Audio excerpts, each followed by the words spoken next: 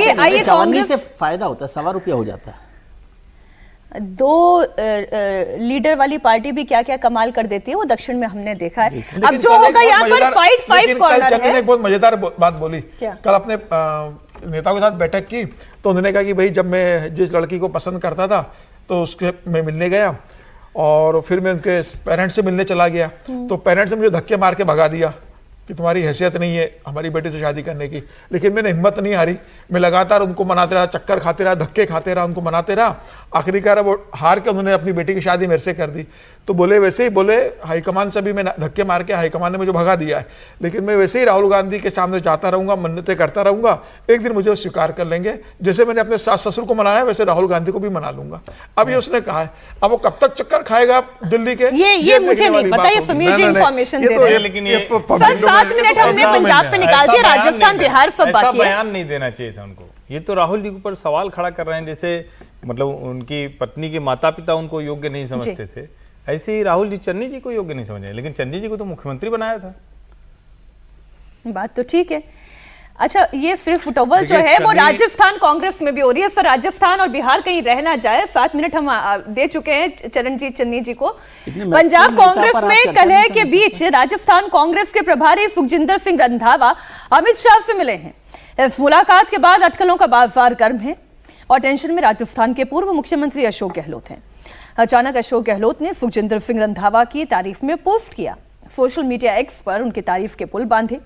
चर्चा और गर्मा गई कि राजस्थान से कोई हलचल होने वाली है। अमित शाह से मिलने का रंधावा का मकसद क्या है?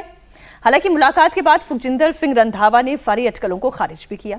क्लियर कहा कि अमित शाह से वो पंजाब के कई मुद्दों को लेकर मिले हैं। पंजाब में लॉ एंड ऑर्डर, नशे का मैटर, इन सब पर बात हुई।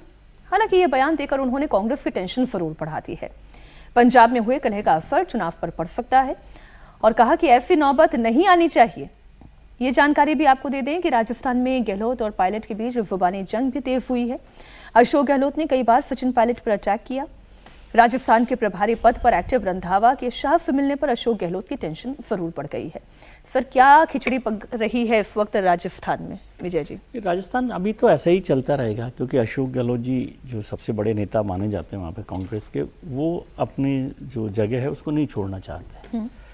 अब जब तक राहुल गांधी जी या कांग्रेस की लीडरशिप जैसे कर्नाटक में फैसला किया जो DK शिव कुमार का, उस तरह का कोई फैसला नहीं करते तब तक ये स्थितियां बनी रहेंगी।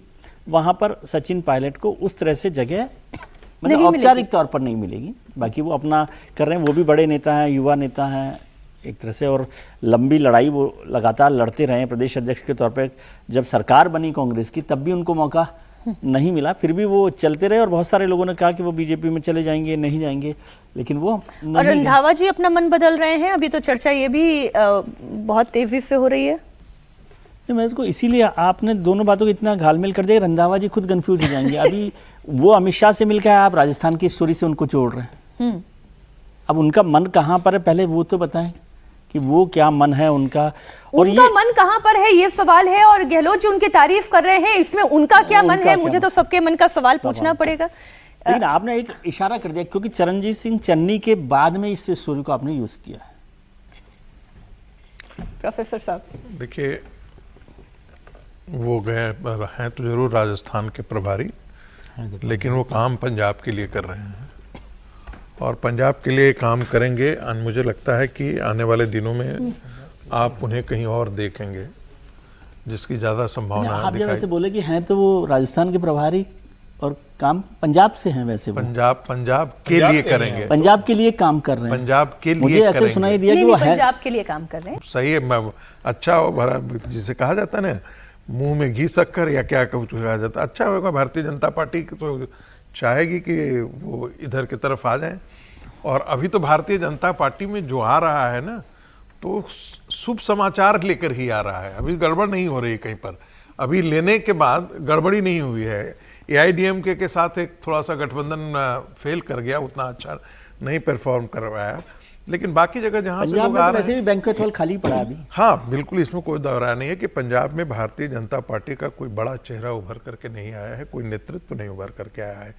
एक बात जरूर पंजाब के लोगों से जो बातचीत करने के बाद कई लोगों ने ऐसा कहा कि पंजाब में भारतीय जनता पार्टी को एक दलित सिख चेहरा लाना चाहिए, क्योंकि वो एक बहुत बड़ा वोट बैंक है।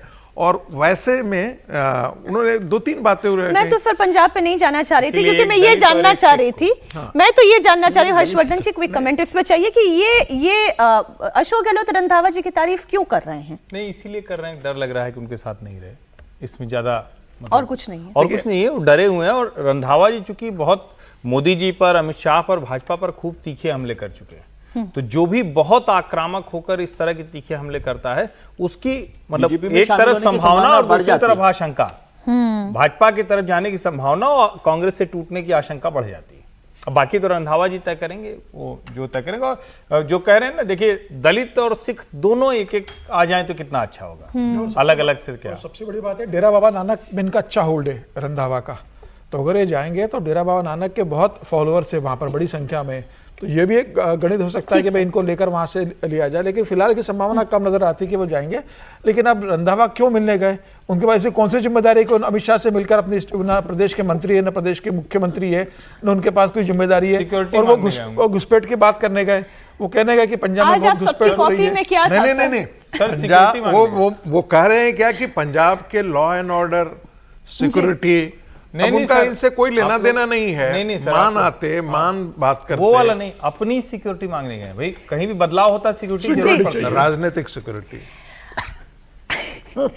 आइए बिहार की भी बात कर लेते हैं, जहां पर इस वक्त जन स्वराज के नेता भी अपनी सिक्योरिटी के लिए काम कर रहे हैं, अपनी पॉलिटिकल सिक्योरिटी के लिए। पटना में बांकीपुर उपचुनाव को लेकर सियासी माहौल है और 30 जुलाई को बांकीपुर सीट पर उपचुनाव है। यह सीट बीजेपी के राष्ट्रीय अध्यक्ष नितिन नवीन की है और नितिन नवीन की फैमिली के पास करीब 31 सालों से है। नितिन नवीन 5 बार के विधायक बने। राष्ट्रीय अध्यक्ष बनने के बाद उन्होंने यहां से इस्तीफा दिया, राज्यसभा पहुंच गए। उपचुनाव जब हो रहा है तो मुकाबला इस बार दिलचस्प दिख रहा है।